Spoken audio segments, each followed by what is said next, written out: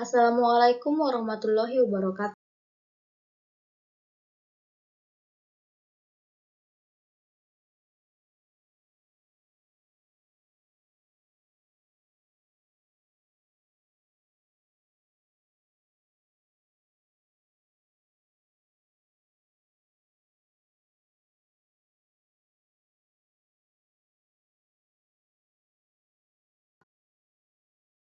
Peredaran darah kecil, yaitu darah mengalir dari bilik kanan menuju paru-paru melalui arteri pulmonalis. Dalam paru-paru pun terjadi pertukaran darah yang banyak mengandung karbon dioksida dengan darah yang banyak mengandung oksigen.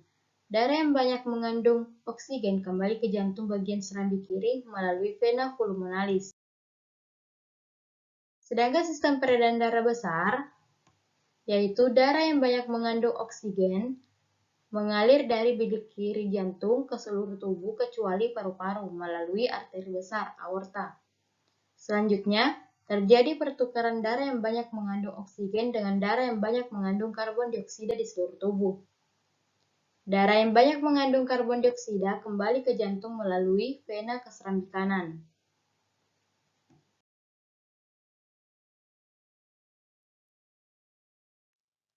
Mengenal organ peredaran darah manusia. Yang pertama jantung, yang kedua pembuluh darah, dan yang ketiga paru-paru. Jantung. Jantung adalah organ tubuh manusia yang berfungsi memompa darah ke seluruh tubuh.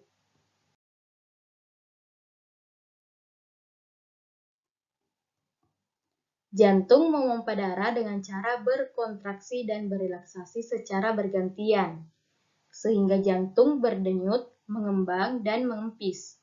Jantung terletak di dalam rongga dada sebelah kiri. Ukuran jantung kira-kira sebesar kepalan tangan pemiliknya. Jantung tersusun atas kumpulan otot-otot yang sangat kuat yang disebut miokardium. Jantung terdiri atas 4 ruang, yaitu serambi kanan, serambi kiri, bilik kanan, dan bilik kiri. Antara bagian kanan dan kiri jantung dibatasi oleh sekat jantung yang disebut katup jantung.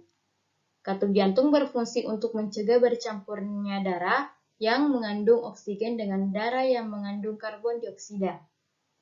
Otot penyusun bilik jantung lebih tebal daripada otot pada serambi jantung. Hal ini disebabkan tugas bilik jantung lebih berat.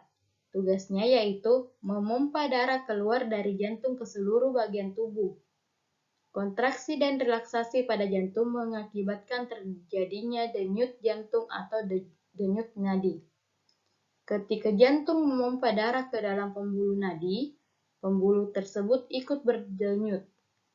Dengan demikian, melalui denyut nadi, kamu dapat mengetahui denyut jantung. Denyut nadi akan terasa jelas dengan menekan pembuluh nadi pada pergelangan tangan dan bagian leher di bawah telinga. Pembuluh darah. Pembuluh darah merupakan saluran tempat mengalirnya darah dari jantung ke seluruh tubuh dan dari seluruh tubuh ke pembuluh darah. Pembuluh darah terdiri atas 2 jenis, yaitu pembuluh nadi dan pembuluh balik. Pembuluh nadi disebut arteri, pembuluh balik disebut vena. Pembuluh nadi atau arteri yaitu pembuluh yang membawa darah yang kaya akan oksigen keluar dari jantung ke seluruh tubuh. Pembuluh nadi yang paling besar disebut aorta. Pembuluh balik yaitu pembuluh darah yang membawa darah yang kaya akan karbon dioksida dari seluruh tubuh menuju jantung. Pembuluh nadi dan pembuluh balik bercabang-cabang.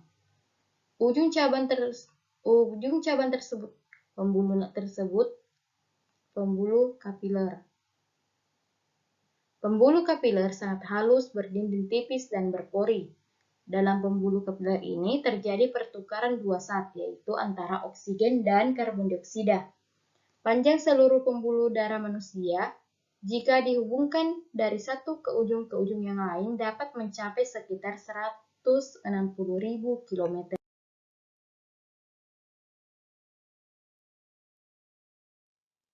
Paru-paru.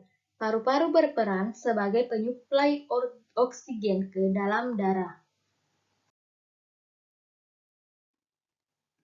Paru-paru juga memiliki peranan yang sangat penting dalam proses peredaran darah.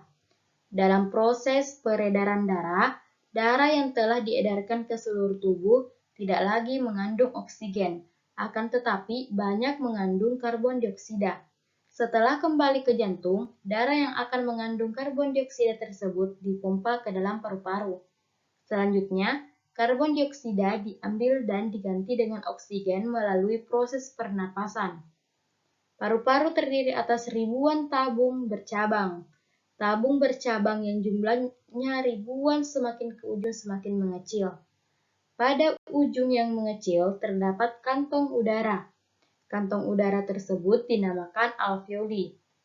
Masing-masing alveoli memiliki jaringan halus kapiler. Pada jaringan halus kapiler inilah tempat terjadinya pertukaran oksigen dan karbon dioksida. Sekian dan terima kasih.